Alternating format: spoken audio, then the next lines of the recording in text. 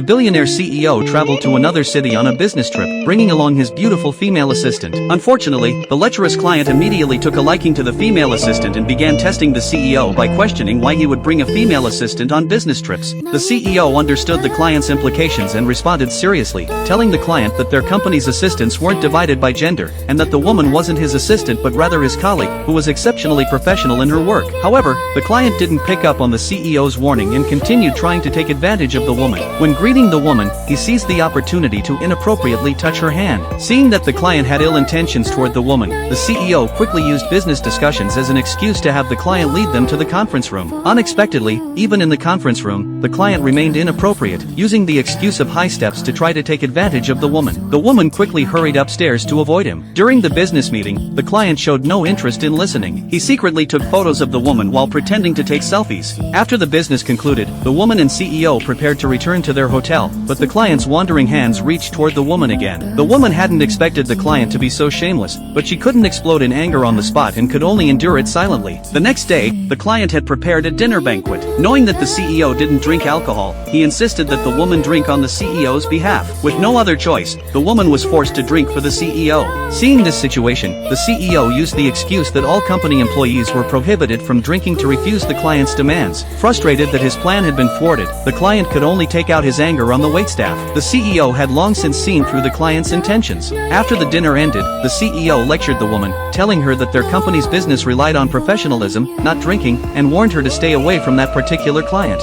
When the woman and CEO returned to their rooms, the woman received a message from the client's assistant asking her to come to the hotel's conference room. The woman assumed she would be meeting with the client's assistant, but when she arrived, she discovered it was the predatory client himself waiting for her. As soon as the client saw the woman, he began making physical advances. The woman started screaming, but the client informed her that he had already locked the door and turned off the surveillance cameras. The woman began to despair. Meanwhile, the CEO in his room sensed something was wrong and rushed to the scene, successfully rescuing the woman. The woman was impressed by the CEO's heroic rescue and gradually began developing feelings for him.